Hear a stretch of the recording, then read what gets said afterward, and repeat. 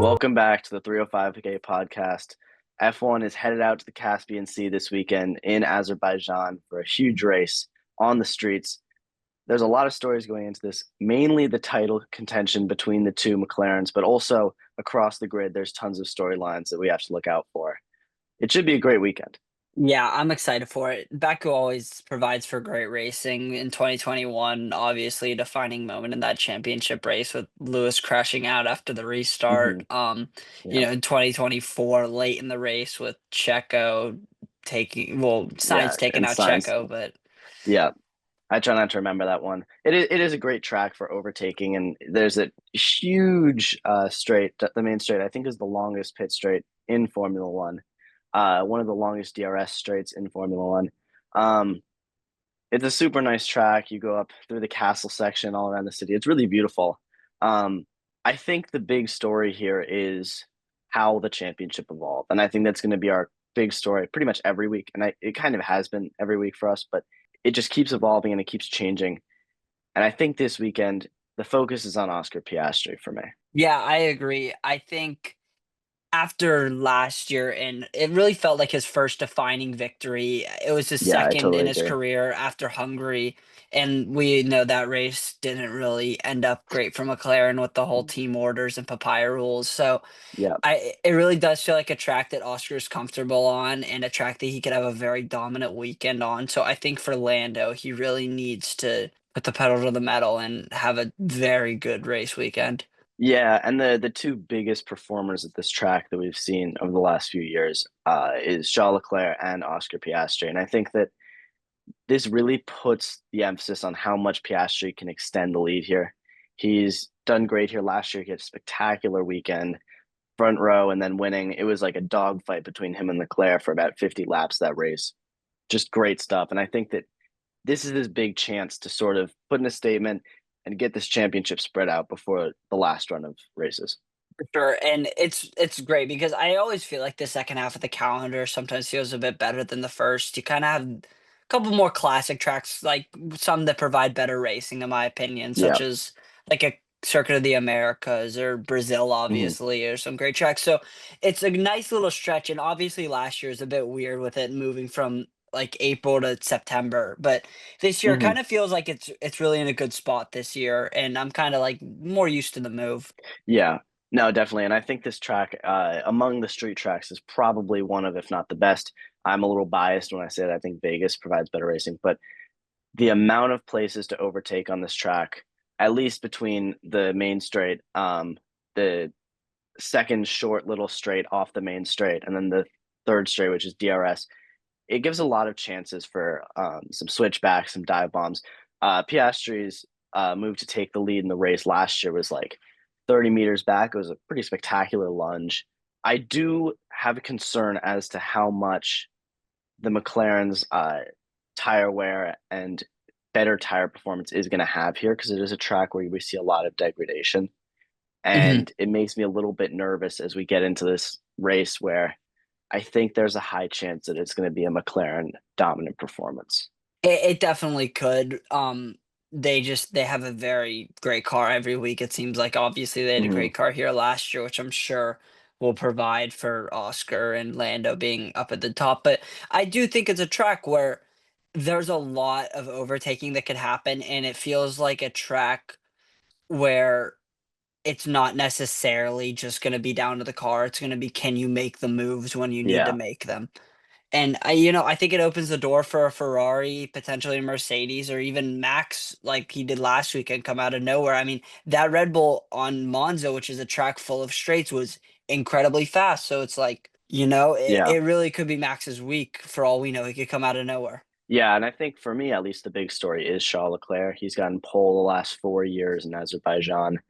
This is a track that he loves. It's a track that he dominates at. The other interesting part of that stat with the last four pole positions is that he hasn't won any of those times when he's been on pole. I think for him, he has a little bit of unfinished business, but it's definitely a different feel going into this weekend. He's going to need to go out and perform in qualifying, and I think a lot of this race is going to be decided in qualifying. Yeah, I think so too. And I really do think Charles Leclerc is gonna have a good weekend. He always does, whether he's not is necessarily coming out with these wins, but he is doing very well in qualifying and still finishing well. I mean, he finished P2 last year after you said it, a great battle with Oscar. So I really do think the Ferrari will be in a decent spot this weekend. I don't think it'll be the fastest car, but I definitely think it'll be up there for sure. The big thing about this track, you spoke about there are a lot of straights here, and like Monza, there's a lot of straight line speed you can get.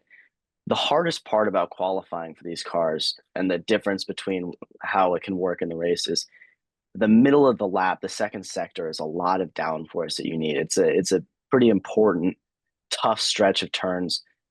And I think a lot of times we see guys who have higher downforce setups doing better in qualifying because of that. Whereas in the race, when you have to overtake, you need a little bit less on the downforce to get by on the main straight, to have a little bit more power getting by there because you can't get by in the middle sector as much. But then again, it's hard to follow in the middle sector. So we kind of have this limbo game being played between those two setups and how much emphasis do you want to put on qualifying versus how much emphasis do you want to put in the race and how much do you want to focus on overtaking versus staying on the road and being able to follow well. And that's going to be the decision maker, I think, between who comes out on top. I Uh, also I also do want to talk about Carlos Sainz because he's coming off a bad weekend. Azerbaijan was bad for him last year, and he's had a really tough season here. I think that I almost want to pick him as my surprise points. I'm not going to. We'll get to that later, but I do think that he is primed to have a big weekend here, at least a solid one. I think he needs to get into the points because he's really struggling right now. He's kind of floundering, and I think that for his confidence, he needs to get some results across. yeah, for sure. And I picked him as my surprise points last week in Monza, and I really did think he was gonna have a good weekend there just after being with the Ferraris for so long. But he didn't. But it really does like feel like he's due for something. Um, and I don't know. I really just do think whether it's in this race or soon, he'll be in the points, and I think he'll put in a Mhm. surprising result, kind of like a P5 or P6 that we sometimes see at Alex Albon in that Williams. Yeah, that's bold. I do want to talk about, we've spoken about Piastri, we've spoken about Leclerc, we've spoken a little bit about Verstappen, but Lando Norris is still P2 in the championship and he's still got a fighting chance here. Last year, is kind of the frame of reference that we have for this race when we're comparing and looking at what we think is going to happen this year. Last year, Lando Norris had a really strange weekend where he got eliminated in Q1. There was a little bit of yellow flag drama. Um, he ended up driving a pretty decent race on Sunday of last year, where he came back and finished, I think, P5 above Verstappen. This is a big race for him, and I think that he needs to. I mean, first of all, he needs to get his car up at the front, but I think he does have a good chance.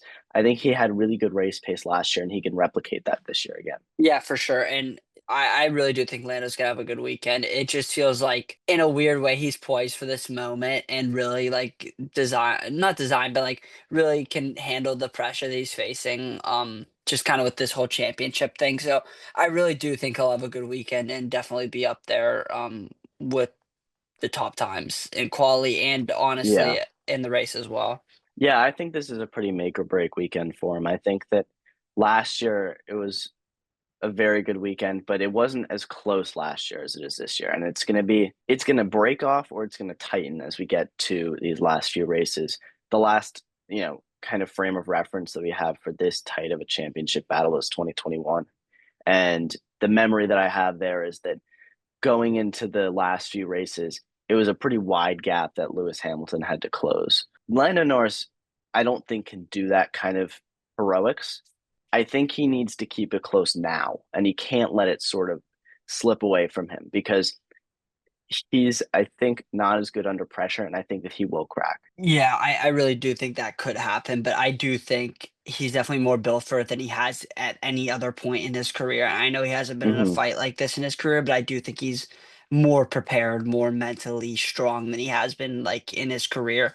So I do think I don't know if he could pull like a Lewis Hamilton in 2021, but I do think he'll give Oscar a good run for his money throughout these closing races. And these closing races, a lot can happen. I mean, we saw Max in Brazil go 20th to first.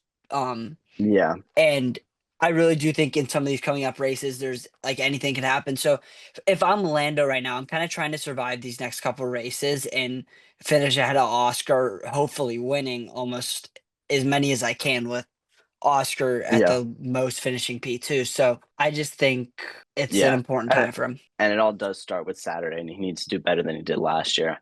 And on that note, I do want to shift to our predictions, which start with the pole position. Um, the big story for pole position here is that Charles Leclerc has had it for 4 years, but at the same time, nothing is close to being certain with the cars that we have going right now. I mean, the McLaren is very far up front, so I do want to shift it over to you. Who do you have coming out on top Saturday getting pole? So I am gonna go with Charles Leclerc taking pole. And you know, I feel like I keep saying this thing of the Ferraris doing well, and it keeps not coming true, which I'm sure We as you we do the exact same thing every weekend. yeah, I mean, it's this like, I was trying to shift away, but then I did see that stat of Charles finishing P4 or P1 in the last four, and I said, you know, I think I'm gonna have to pick Charles Leclerc again. Even like, to be to be go fair, on. of all the Ferrari predictions we've had, I think yours here is the most realistic for sure. Yeah, realistic, not delusional. Like it really does feel like Hmm. if it's gonna be true at any point, it will be this prediction. Hmm. And I just, I'd be happy to see Charles finish pole, but I really could see either in the McLarens as well finishing up there. But my pick will be Charles Leclerc. Yeah, my pick for pole is not nearly as fun, and I'm probably going to be rooting for your pick to be correct. But I look back to last year, and there was a guy who had one of his best qualifying performances of the year of his career at that time, and almost got his first pole position as a professional driver, and that's Oscar Piastri. And I think that he comes out this year, he's got a better car by far. He's looking really strong out there. Championship leader, I think that he's going to go out and get pole. Yeah, that would make a ton of sense. I wouldn't be surprised at all about that. Mhm. What's your podium looking like? Well, okay. So I think regardless for me, between Leclerc and Piastri, whoever gets pole, I think it's Piastri's race to lose. I think there's a lot more pace in that McLaren. And I think that especially when we get to overtaking, as the tire offset starts to build up, Piastri's going to have a lot of chances to get by, and he's going to be a lot stronger in combat than Leclerc. And I think that he's going to get the race win. So P1, Piastri. P2, I still have Charles Leclerc. I think he's going to be up there in the fight, and then P3, Lando Norris, still up there, but not quite at the same level. Yeah, so I have a kind of similar podium to you. Actually not too bad, but for my race win, I am gonna actually have Lando Norris winning the race. I think he's gonna have a very impressive race, and he's gonna just outpace Leclerc for the That's a most big one, part. yeah. That's an interesting prediction. But I'll get in on it in a bit later. But I think Lando is going to come out swinging and have a very good race weekend with a very good car that is the McLaren. For P2, I am going to have the same as you. I'm going to have Charles Leclerc. I do think he'll hang with whoever's in P1. In my thought, Lando, and finish close, but kind of. I'd say kind of similar to last year, around like a 10-second, 11-second margin. And for Hmm. P3, I actually am going to have Max Verstappen. I think Where where is Y- Oscar Piastri you'll get that in a in second. You'll your get the race? don't worry. You'll get that in a second. We're gonna have Max Verstappen as P3 because I think that Red Bull, like in the straights, is gonna be very fast. I do think Max is gonna be up there. Yeah. So I feel like on that note, we probably should go to my hot take, which I'll take. And my hot take is that Yep. Oscar Piastri has a late event that takes him off the podium, kind of similar to a Wow. Lewis Hamilton esque event. I don't know. It's Wow. probably incredibly stupid, but I have to, it's a hot take and I have to go with something here. So Uh-huh. I think Oscar's going to have some event and he's going to fall off the podium. That would definitely stir the pot, bring this championship closer. My bold prediction is potentially related. I have three or more DNFs in this race. Last year there was four DNFs in this race between an early incident between Stroll and Sonoda, and then the late incident between Sainz and Checo. I think that this is a track that just creates chaos, tight walls, long straights, high speeds. it just all builds for these crashes and these incidents. And I think that we're going to Yeah. see some more. And I'm pretty excited for it, honestly. I think that's really what makes racing the most fun is when I see a little bit of crashing happening. So that's what I have. Yeah, I definitely think it's gonna be a chaotic race. Baku always I said it earlier, but it always provides for a good race, so I'm sure it'll be Mhm. a good one. For surprise points, who do you got? So surprise points, I was torn here because there's one person who stands out to me in last year's performance because they had a very good weekend and actually finished the points in maybe their second race. But I picked him last week, so I don't want to pick Colapinto. Instead, I'm gonna go Nico Hulkenberg. He also had a decent weekend here last year, and I think that Nico Hulkenberg has actually driven pretty well this year, and I think he's gonna have a mature drive, nothing too special, but sneak his way up in there, P10. For my surprise points, I'm gonna have Esteban Ocon. I just feel like he's due for a decent finish here. I could see a P7 or P8 coming up, and I feel like there's no other drivers that I either haven't picked or really stick out to me as like could have a good week. Process of elimination. I mean, that's fair. We'll take that. Um, so He has big driven okay flaw. this year, though. Yeah, he really has. So I wouldn't be Hmm. surprised if he has a decent finish. Um, do you want to do big flop? You want me to do it? You go first, because I think I have a good one here. Okay, yeah. I have a feeling yours is gonna be better than mine, and I don't even know if we can really consider this guy a big flop unless he Oh has like a God. crash. But it's Yuki Tsunoda, and he's an interesting guy because he's driven a Red Bull that we've mentioned a million times. It feels like has been just impossible to drive, and he's not finished great. So I don't really know how we're gonna like figure out if it is a big flop or not. But it's just I don't see him having a good race here, and I think the struggle will continue.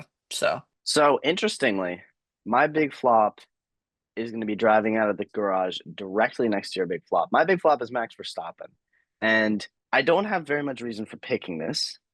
However, he's coming off a great drive, so I think maybe he's jinxed a little bit. But also, last year in Azerbaijan, he almost got eliminated Q1. He had a little bit of struggle, brushed the wall on his last flying in Q1. Ended up like qualifying high, but behind his teammate. So a little bit disappointing. It was the first time that Checo had out qualified him that year. And then in the race, Lando Norris from P17, I believe, came back up and finished ahead of him.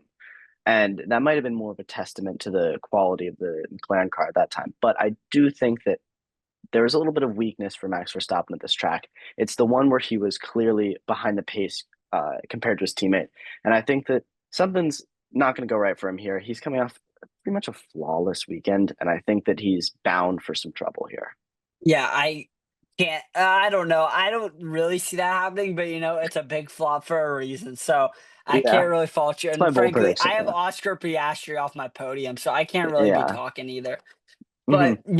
it really does seem like it's shaping up to be a good race. We keep talking about the championship battle, but we really haven't seen anything this close since 2021 at all with Max Hmm. Verstappen dominating these past couple of years. So I really do feel like it's just exciting for all of these races because they all do feel like they mean something. Because Hmm. the drivers, I think we can both agree, is always looked on higher, like more higher than Yeah, the for sure. constructors. Even by the So teams. Yeah. for sure, like you just it's exciting to watch every these races and just know something matters in a way, Mhm. especially with it being the drivers' championship. Like obviously all these Yeah. races matter, but like it's just Yeah. exciting is what I'm kind of trying Yeah. to I get at. mean, last year we kind of manufactured this championship battle, and Lando Norris was really never up to the task. I mean, it was kind of spread out that whole season. So I think it's really great to be going into the last third of the season with a big, big fight to look forward to every race. And this is a big one. This is a fun race. It's like kind of out of left field compared to the other tracks that we see. It's totally unique, and I really do love Baku, and it's one of the circuits that I like to race on, like in the sim as the like. It's just a very fun circuit. It's really fun to watch, and we're going to see a lot of great racing after a weekend like Monza. I think there's so much to look forward to here. We'll obviously be back to break it all down after the fact. I'm really confident in my predictions this week, so if you've beaten me twice now out of two. Yeah. Last week was only by 1 point, but I need to get more points than you this week, or I'm gonna be really unhappy. I'll need to change something up. So we'll see. But it's always great to have you, talk to you, and we'll see you after the race to break it all down. How about that? Yep, I'm excited for it. See you later, talk.